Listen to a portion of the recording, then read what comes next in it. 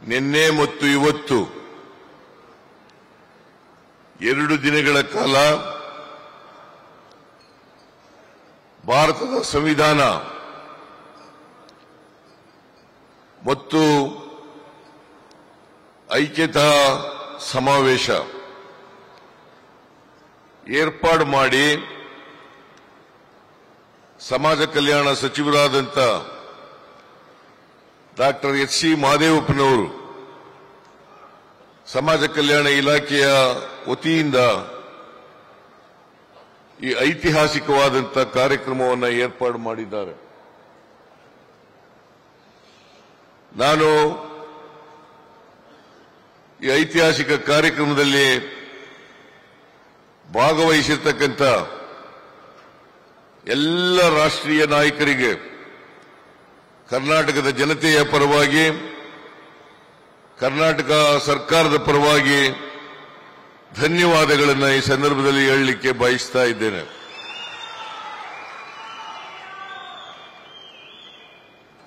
ನಿನ್ನೆ ಈ ಸಮಾವೇಶ ಉದ್ಘಾಟನೆ ಆಯಿತು. ಈ ಸಮಾವೇಶವನ್ನ ಉದ್ಘಾಟನೆ ಮಾಡಿ ನಿನ್ನೆ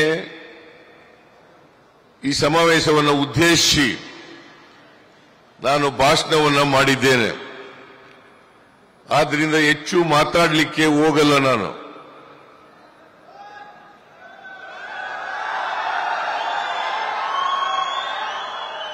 ಹೆಚ್ಚು ಮಾತಾಡಲಿಕ್ಕೆ ಹೋಗಲ್ಲ. ಕಾರಣ ಯಾಕಪ್ಪ ಅಂದ್ರೆ ನಿನ್ನೆನೆ ನಾನು ಉದ್ಘಾಟನಾ ಭಾಷಣವನ್ನು ಮಾಡಿದ್ದೇನೆ.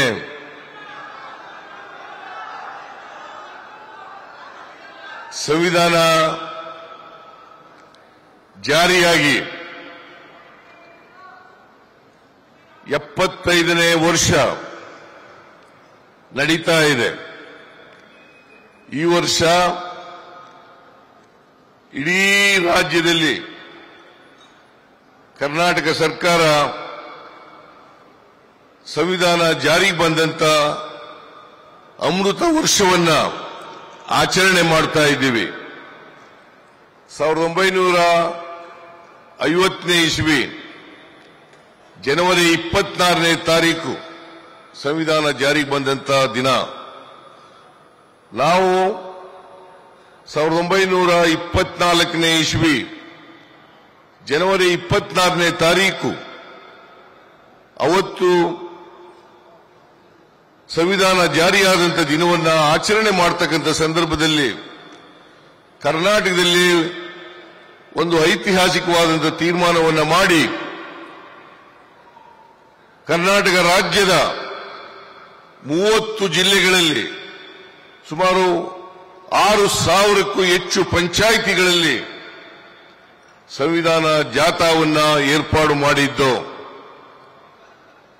ಆ ಜಾಥಾ ಪ್ರತಿ ಜಿಲ್ಲೆಯಲ್ಲಿ ಪ್ರತಿ ಗ್ರಾಮ ಪಂಚಾಯಿತಿಗೆ ಹೋಗಿ ಜನರನ್ನ ಜಾಗೃತಗೊಳಿಸತಕ್ಕಂಥ ಇವತ್ತು ಪ್ರಜಾಪ್ರಭುತ್ವಕ್ಕೆ ಸಂವಿಧಾನಕ್ಕೆ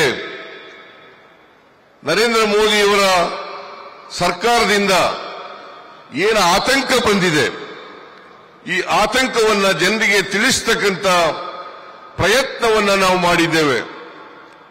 ಇವತ್ತು ಪ್ರಜಾಪ್ರಭುತ್ವಕ್ಕೆ ಸಂವಿಧಾನಕ್ಕೆ ಬಿಜೆಪಿ ಪಕ್ಷದಿಂದ ನರೇಂದ್ರ ಮೋದಿಯವರಿಂದ ಇವತ್ತು ಧಕ್ಕೆ ಬಂದಿರತಕ್ಕಂಥದ್ದನ್ನು ನಾವೆಲ್ಲರೂ ಕೂಡ ಅರ್ಥ ಮಾಡ್ಕೋಬೇಕಾಗ್ತದೆ. ನಮ್ಮ ಸಂವಿಧಾನ ಬಾಬಾ ಸಾಹೇಬ್ ಅಂಬೇಡ್ಕರ್ ಅವರು ಇದನ್ನು ರಚನೆ ಮಾಡಿ ಕೊಟ್ಟಿರ್ತಕ್ಕಂಥದ್ದು. ಅವರು ರಚನೆ ಮಾಡೋದಕ್ಕಿಂತ ಮುಂಚಿತವಾಗಿ ಅನೇಕ ದೇಶಗಳಲ್ಲಿರ್ತಕ್ಕಂಥ ಸಂವಿಧಾನವನ್ನ ಅಭ್ಯಾಸ ಮಾಡಿ ಆ ಸಂವಿಧಾನಗಳಲ್ಲಿರ್ತಕ್ಕಂಥ ಒಳ್ಳೆಯ ವಿಚಾರಗಳನ್ನು ತಗೊಂಡು ನಮ್ಮ ರಾಷ್ಟ್ರಕ್ಕೆ ನಮ್ಮ ಸಮಾಜಕ್ಕೆ ಎಂತಹ ಸಂವಿಧಾನ ಬೇಕು, ನಮ್ಮಲ್ಲಿರ್ತಕ್ಕಂಥ ಸಾಮಾಜಿಕ ಆರ್ಥಿಕ ಸಮಸ್ಯೆಗಳಿಗೆ ಪರಿಹಾರ ಕೊಡ್ತಕ್ಕಂಥ ಸಂವಿಧಾನವನ್ನ ರಚನೆ ಮಾಡಿ ಇವತ್ತು ಈ ದೇಶಕ್ಕೆ ಕೊಟ್ಟಿದ್ದಾರೆ. ಇದನ್ನ ಜಾರಿಯಾದಂತ ದಿನದಿಂದ ಭಾರತೀಯ ಜನತಾ ಪಕ್ಷದವರು ಆಂತರಿಕವಾಗಿ ವಿರೋಧ ಮಾಡ್ತಾ ಇದ್ದಾರೆ ಅಂತಕ್ಕಂಥದ್ದನ್ನ ತಮಗೆ ತಿಳಿಸಲಿಕ್ಕೆ ಬಯಸ್ತಾ ಇದ್ದೇನೆ.